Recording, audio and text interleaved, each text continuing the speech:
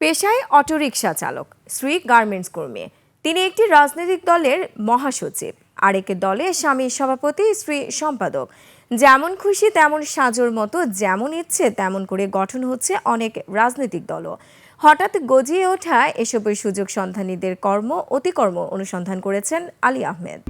কেসারেন শেকড় থেকে শিখরে। সিঁড়ির নিচে চায়ের দোকান থাকতে পারে, কিন্তু রাজনৈতিক দলের কার্যালয়, হ্যাঁ, বাস্তবে তাও পাওয়া গেল। এটা বাংলাদেশ তিসারি ইনসাফ পার্টির প্রধান কার্যালয়। জিনিসটাকে ডেভেলপ করবে, আরো সুন্দর করবে, পরবর্তীতে আমাকে আবার রুম দিবে। আর এই কার্যালয়ে একই সঙ্গে শহীদ রাষ্ট্রপতি জিয়াউর রহমান, বেগম খালেদা জিয়া এবং মাওলানা ভাসানীর ছবি টাঙিয়ে রেখেছেন পার্টি প্রধান। মরহুম আব্দুল হামিদ খান ভাসানীকে খুবই পছন্দ করি, এই জন্য তার ছবি আমার টানানো, তাদেরকেও পছন্দ করি এবং তাদের ছবিটা টানানো। মার্কিন যুক্তরাষ্ট্রের ডেমোক্রেটিক পার্টির নামে মিল রেখে বাংলাদেশ ডেমোক্রেটিক পার্টি গঠন করে সভাপতি হয়েছেন জাহাঙ্গীর। পারিবারিক আধিপত্য ধরে রাখতে আর কর্মী সংকট ঘুচাতে দলের সম্পাদক করেছেন স্ত্রীকেই।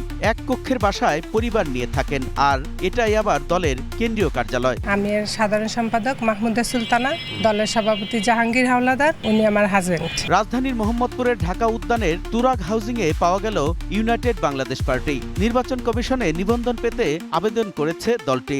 দলের মহাসচিব হিসেবে নাম রয়েছে সোহেল রানার। কার্যালয়ের একটি সাইনবোর্ড দেয়া, দোতলার উপরে আরেকটি দরজার সামনে, কিন্তু দরজা তালাবদ্ধ। এখানে রাজনৈতিক দলের কার্যক্রম হয়, সবাই দেখে এটা। মাটিতে তো হয় নাই, আজকেই দেখলাম। সোহেল অটো চালায়, আমি অটো চালাই। সোহেলের নাম্বার নিয়ে যোগাযোগ করলে তিনি জানান তার পরিচয়। নতুন দলের ক্ষেত্রে নিবন্ধন পাওয়ার জন্য দলের সক্রিয় কেন্দ্রীয় কার্যালয় এবং কার্যকর কমিটি থাকতে হয় কমপক্ষে 1/3 প্রশাসনিক জেলায়। পাশাপাশি সদস্য হিসেবে অন্তত 100টি উপজেলা কিংবা মেট্রোপলিটন থানার কমপক্ষে 200 ভোটারের সমর্থনের নথিও দেখাতে হয়। বাস্তবে 147টি আবেদন করা দলের অধিকাংশেরই তা নেই। কেসারেন শেকড় থেকে শিখরে। নীতি থাকবে, তাদের কর্মকৌশল থাকবে, তার ভোটারের কাছে, মানুষের কাছে কি মেসেজ নিয়ে যেতে চাচ্ছে সেগুলো থাকবে।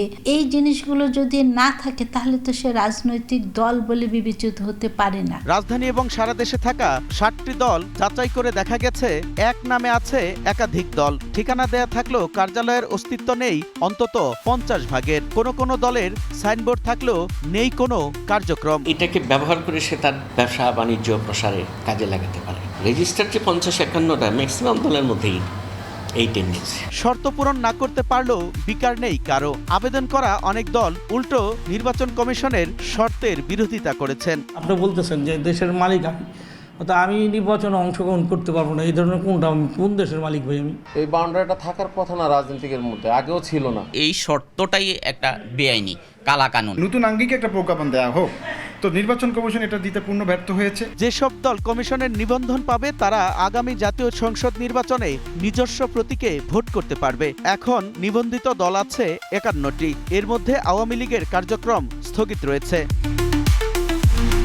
আলী আহমেদ, 21 টেলিভিশন।